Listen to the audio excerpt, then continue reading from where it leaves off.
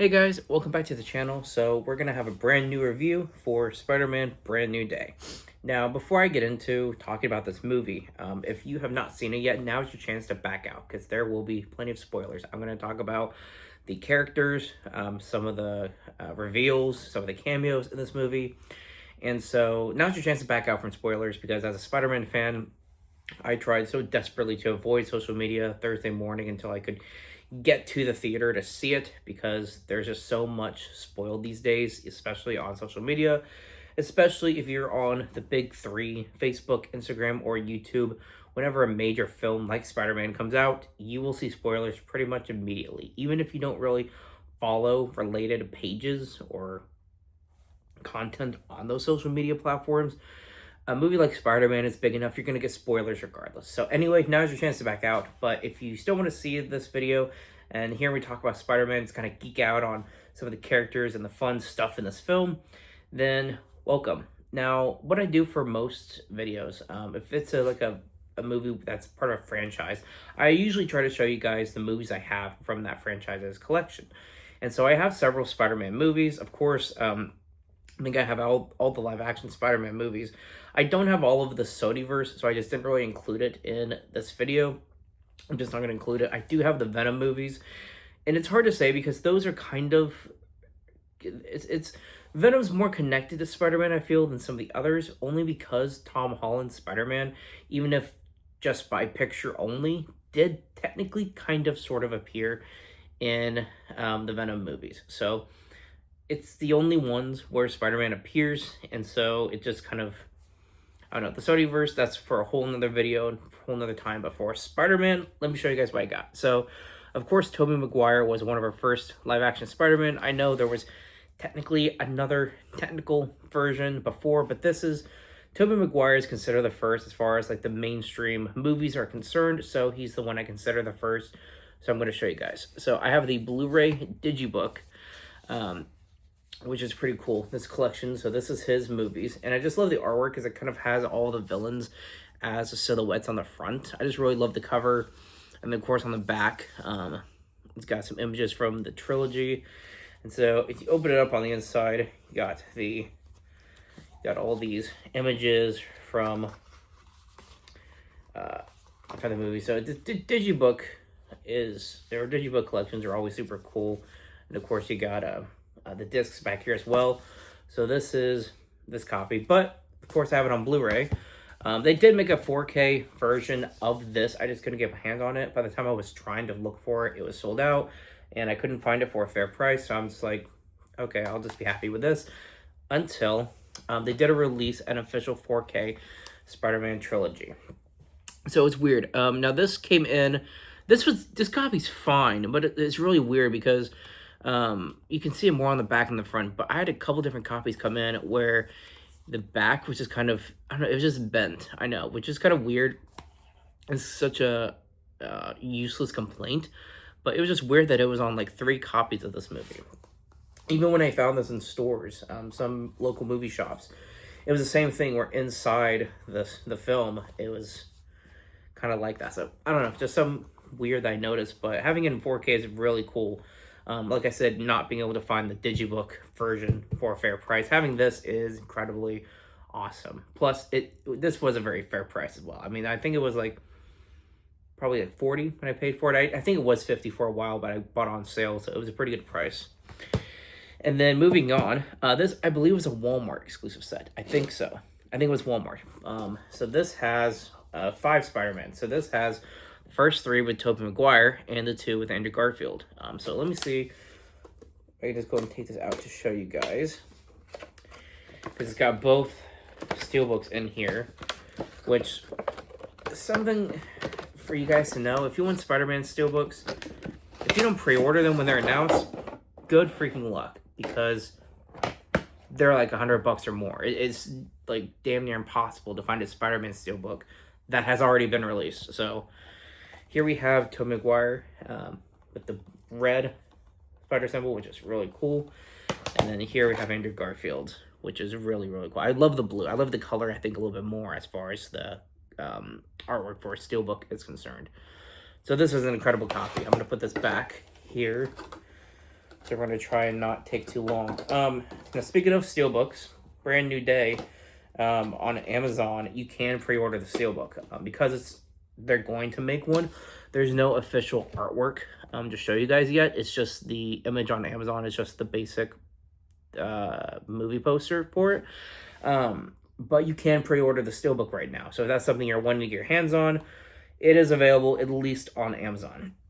Now, I also have this copy of The Amazing Spider-Man, which I believe is just the first one in 3D. And the reason I bought it in 3D, even though I can't play movies in 3D, one, the lenticular cover is pretty cool. But this came in this box, which is pretty sweet, and it came with a statue. I don't have it here to show you because I have another room where I got Spider-Man action figures, Funko Pops, statues, just a whole bunch of Spider-Man shit, just a bunch of stuff. So anyway, this box is where I keep the movies in, so it kind of became a dual purpose for that as well. So that's really the only reason I have this copy, for the statue and then for the box. So now for The Amazing Spider-Man, I also found the Digibook in 4K. This is the same kind I was trying to get the other one. So I'll show you guys this real quick. Like I said, I just love the Digibook stuff. The color scheme just looks incredible.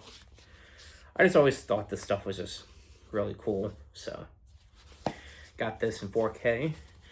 This was a little damaged. I visited a friend and I had to fly out to see my friend. And Spider-Man Into the Spider-Verse I have on 4K, but the copy ended up, I put it in the suitcase and it kind of got crushed and beat to hell. So I do need to buy another copy of this. I have not been lucky enough to find a steelbook, or at least not for a fair price, as far as I'm aware. So I definitely need to get another copy of this movie, but this was a fun one. I include this because he is Spider-Man. He becomes Spider-Man. This isn't like some off thing like the Sonyverse, where it's like a version of the character long before they even become the moniker they're supposed to be. Miles Morales becomes Spider-Man pretty much. I mean, this film is his origin. This is how he becomes Spider-Man, but early on in the film, he's established, yeah, he's taken over. So I include this in here. We also have Across the Spider-Verse. I have this in 4K, which came with a slipcover. I don't know if it's a hot take, I guess. I think this is a hot take, but I actually enjoyed this one a lot more than the first one. I don't know if it's supposed to be a hot take or not, but I just really thought that in this one, the way Miles decides he's going to become his own Spider-Man, despite how other people want him to be their versions of Spider-Man, I think it's just really cool. I think that's what the character is supposed to be all about. So I think everything that they were going for in this one just hit perfectly, and I think it was portrayed really well. It was written very well.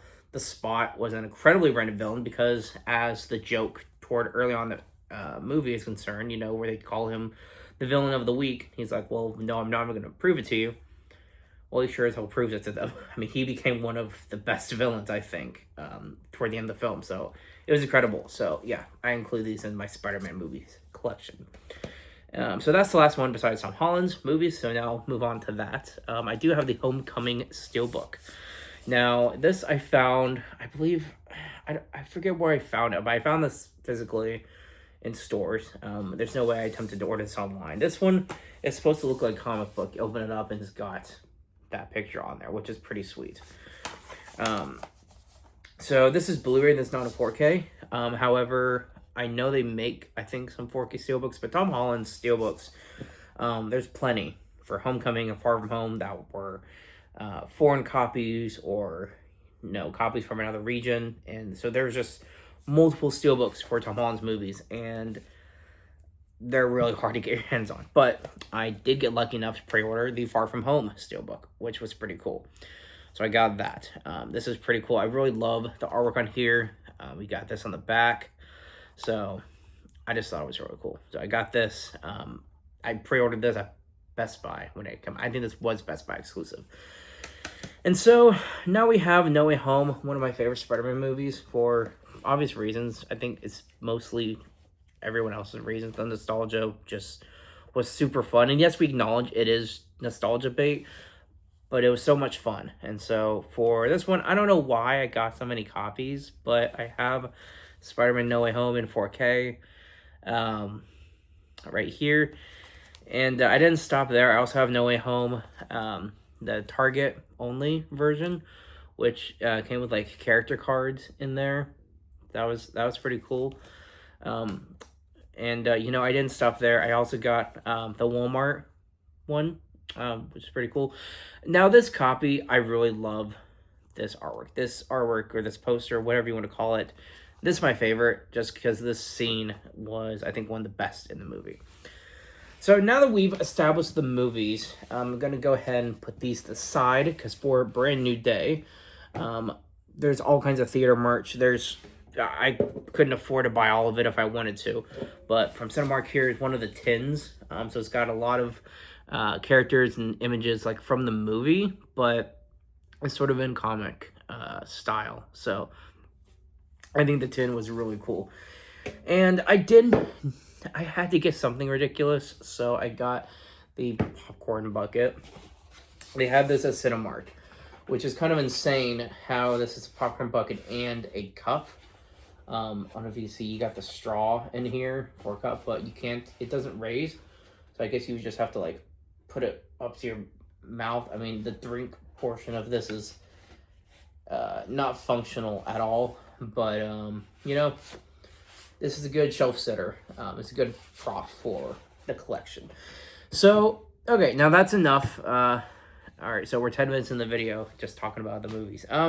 Okay, so Brand New Day. So what was cool about this one is the title Brand New Day. I was skeptical because I didn't really know what it meant, if it was going to be rely heavy on the themes or if it was going to be like brand new stuff in the movie or brand new concepts or brand new characters.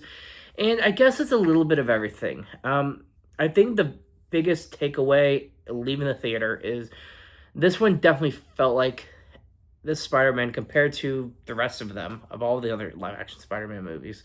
I would say this one had the least amount of fights, least amount of action. Now, there are some fights, but most of them last like 15 seconds, and then there's like some kind of talking or conversation going on. So what I mean by that is, you know, the story and the dialogue is really good. It's just the action, if that's really all you're in for Spider-Man, you might be disappointed with this one because there is a lot less fighting in this compared to a traditional Spider-Man movie. But I think what is cool is there's so many like Insomniac references that aren't really supposed to reference Insomniac, but it just Spider-Man fan or Insomniac Spider-Man fans will remember. Insomniac Spider-Man, he had been Spider-Man for 8 years by the time the first game picks up. And Peter Parker now has been Spider-Man for 4 years. And by the time, you know, he and his friends are going to college. And the movie picks up around that time when they go to college. But there's sort of a montage in the beginning where it spans over 4 years. So college is now over when the main timeline of the movie like picks up. And so at this point, Peter Parker has been Spider-Man for 8 years. So he's an experienced Spider-Man. He's been doing this a while. So by the time, I guess, Secret Wars comes out, if he's in that one, he'll have been Spider-Man for 10 years, which is pretty crazy. I mean, Tom Holland is an incredible actor, and he's done so much really cool stuff with his portrayal of Spider-Man. I think he deserves the praise for it because it's been long enough. He's done well for so long. I think he deserves it. And so after this sort of montage, that's where you get all these character cameos that we saw in the trailer. A lot of the cameos that you saw or were expecting, most of them were in the trailer, like Tarantula, Boomerang, Tombstone, a little bit of history fighting Scorpion. All of that is in the montage. And we see him working with the police, and we see he's, you know, the city is sort of backing Spider-Man whenever he goes to help solve some crime. You know, the people are saying, hey, thanks, Spider-Man. The police, thanks, Spider-Man. He's just very integrated into New York as far as being the main hero in the city. And so I feel like this movie did an incredible job building the world of Spider-Man, where the whole city they pretty much back him, where the whole city's on his side. And so that was really cool to see. And that's sort of addressed more in depth and in more detail as the film goes on. But that aspect is very present throughout pretty much the whole film. And so the only other nitpick I guess I would have to have it there he doesn't have like a traditional villain in this movie. He has an enemy in this movie, but he doesn't really have a villain. So it's very interesting because it's a new take on a projected storyline for Spider-Man. But the main storyline is Sadie Sink's mysterious character.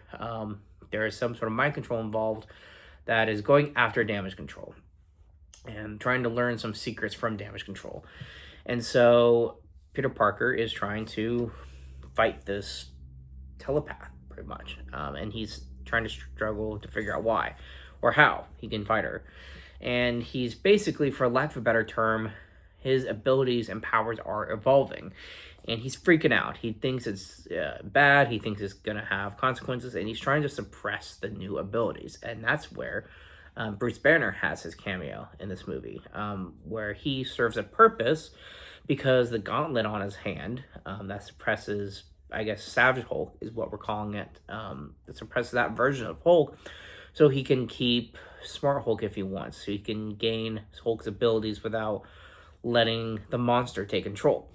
And so Peter Parker reaches out to him because he wants to learn how to control these, or I guess suppress these new abilities of his, because it's taken over. He's freaked out by the organic webbing. He's freaked out by the heightened senses. Everything's just he feels overloaded.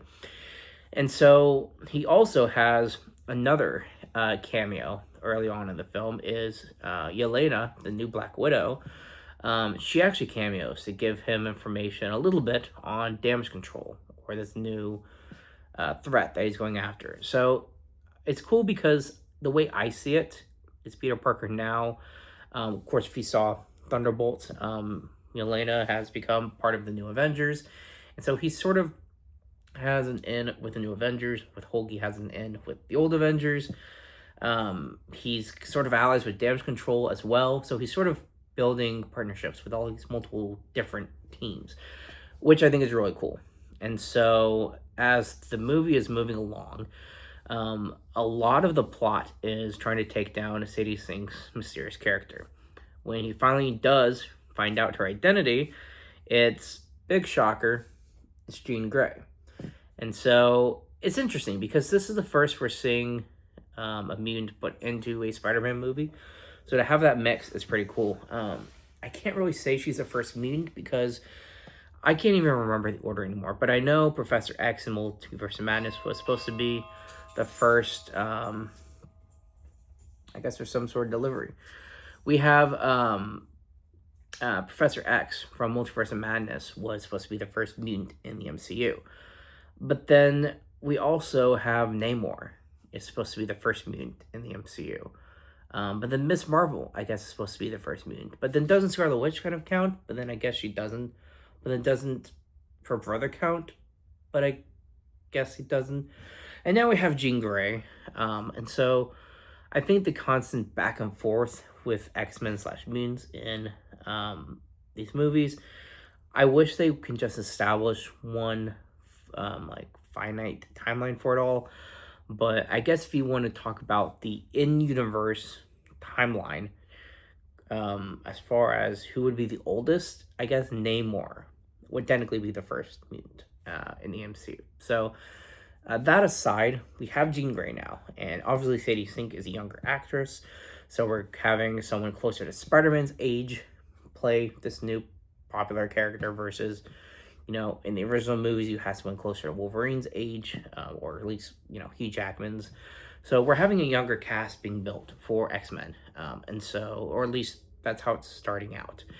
And so I think it's interesting because I definitely don't think that's going to be her last role. I mean, she's definitely going to come back. I wouldn't be surprised if she gets multiple roles in future X-Men movies, because they got to be making them. I mean, they've been saying they've been making X-Men content for years, and I don't know where they're at, but I'm still waiting for them, but I guess they're happening.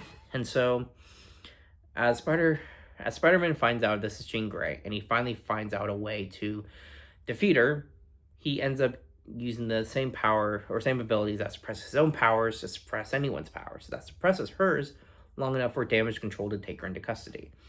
So that's sort of right before our third act. So now that's sort of wrapped up just temporarily. But I want to go back. And so the other secondary storyline that's been going on throughout the film is Peter Parker struggling with the fact that Ned and MJ no longer remember him. And of course, Ned has his own life he's living, MJ has a new boyfriend, and so he's struggling to see them move on without him, and it hurts him, but he's sort of just in this mode of acceptance. He's just accepted it. It's his responsibility as Spider-Man to move on.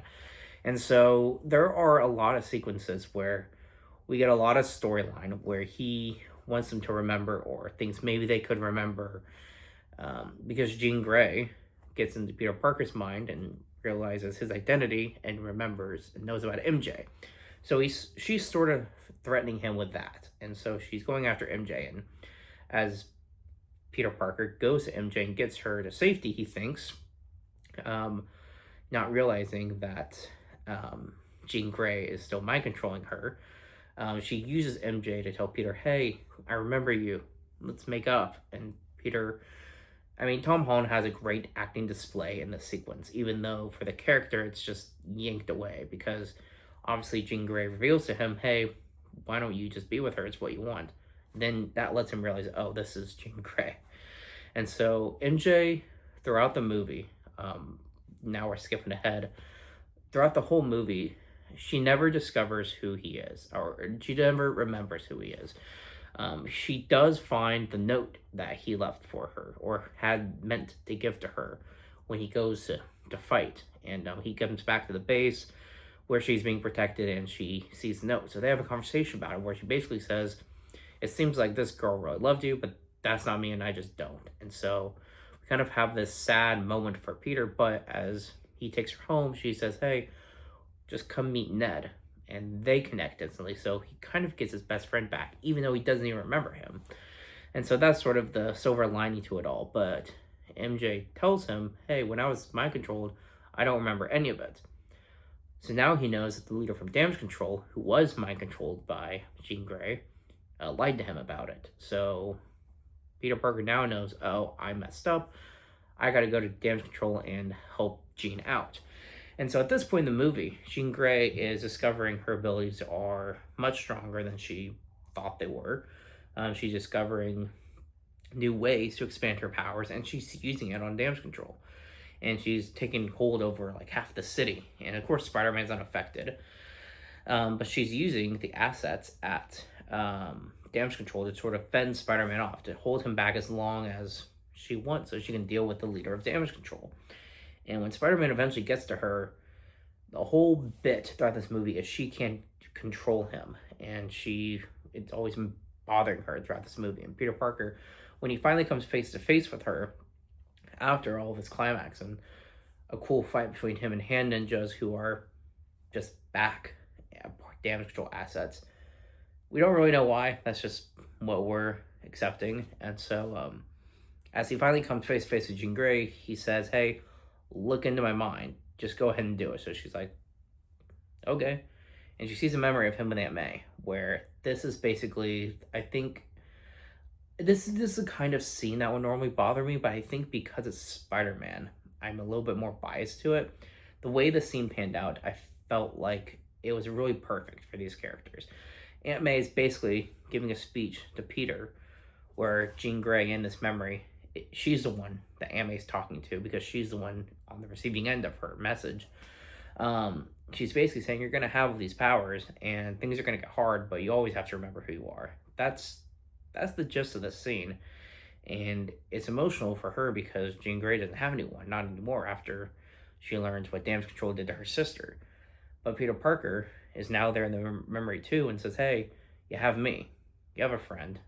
And he's been doing it alone for so long, just like her. So now they have this connection. And as Punisher takes a shot at her, at Jean Grey, Spider-Man takes the hit for her. And so she now knows, oh, he really is on my side. Punisher, of course, gets him to the hospital, which Punisher has had sort of a side role in this movie, where they have this sort of off-screen, like, I guess, chemistry between them, where they've had these fights and they've had these banters, and Spider-Man saved Punisher, and so there's a lot of banter between them. And he was honestly one of the best parts of the movie, just because I just really love the actor and I love the character. So the fact that he was in this movie was awesome. But as he takes Peter to the hospital, of course, he now learns his identity. And so Jean Grey knows his identity, Punisher knows his identity, MJ knows, even though she doesn't remember it. And there's a slight moment where Hulk, I think, might remember, but they leave it kind of ambiguous where you can't really tell. But it leaves us wondering if Hulk remembers. So there are a handful of characters that know his identity now. So the closing for the movie is he's still working with the police. He's still helping the city out, doing everything he can. The corruption, that damage control is being contained. Jean Grey's in the wind, but that's because Spider-Man helped her out. MJ is still living her life. Ned's still living his life. But our final shot of the movie is Peter just decides to introduce himself to Ned personally. And Ned finally remembers who Peter is. And that's our last shot of the movie. And so, like I said, for a movie where there was the least amount of fighting it felt, there was a lot of story. And I think it was really well done. So it was a very exciting film. The end credits scene is a little ambiguous. There's a spider tracker app in the movie that some of the characters use to track him. So the end credit scene is this tracker showing he's like off Earth and now somewhere else in space. So I don't know if that's meant to be Doomsday or Secret Wars or the next multiversal event. It doesn't really say. I know, you guys can correct me if I'm wrong, but I believe Thunderbolts and Fantastic Four, at least, their end credits basically said Fantastic Four will return in Avengers Doomsday, and the new Avengers will return in Avengers Doomsday. It's for Spider-Man, it just says Spider-Man will return. So I don't know if he's going to be in Doomsday. I think they're just waiting to solidify the Secret Wars title, I guess, if he's supposed to be in that one. But we know he's coming back. He's going to be in something else. But it may not be in Doomsday, but I think that's fine. I think he's had a really solid film. And I mean, Spider-Man fans are always going to be around for Spider-Man. I think we're always going to go to the theater to see whatever his next movie is, whether that's his next standalone film or is in the next Avengers movie, or if he's some other film, be cameos in maybe Fantastic Four movie later. I don't know. There's really no telling where he'll show up next, but if there's any indication, this movie's any indication as to the writing for his character, I'm excited to see whatever happens next. Tom Holland's an incredible actor, and he's done such a great job as Spider-Man so far, and I have no reason to doubt his abilities to continue to be an amazing Spider-Man actor in the future as well. So I'm looking forward to it. That's my review for Brand New Day. A lot of character cameos, but Hulk, Punisher, Jean Grey, all these characters, these, like, I guess, franchise characters, it was more than a cameo. They actually, like, served a purpose, helping him throughout this movie, where Punisher is sort of telling him, hey, you really need some friends. Hulk is, he served the purpose for the plot for the movie. Jean Grey helped the closing for him, realize, hey, maybe alone, but other people could feel this way too. So a lot of these cameo characters, even though they had a lot more screen time than that, they served a real purpose for the movie, and that was really cool because that's something you don't see a lot, especially in recent Marvel movies. A lot of it is nostalgia bait or cameo bait just for the sake of it, but that's not the case in Brand New Day, and I was pleasantly surprised for that. So thank you guys for watching my review. I know this was a longer one, but I always have so much to say about Spider-Man. I've really fallen in love with the character over the years. Like I said, collecting so much from the character. We have video games, movies, he's in Avengers. There's just so much Spider-Man. There's so many TV shows. If you look at the cartoons, there's multiple TV shows. There's so much Spider-Man content for Spider-Man fans. It's insane. So that's it. I'll see you guys next time. Keep it digging.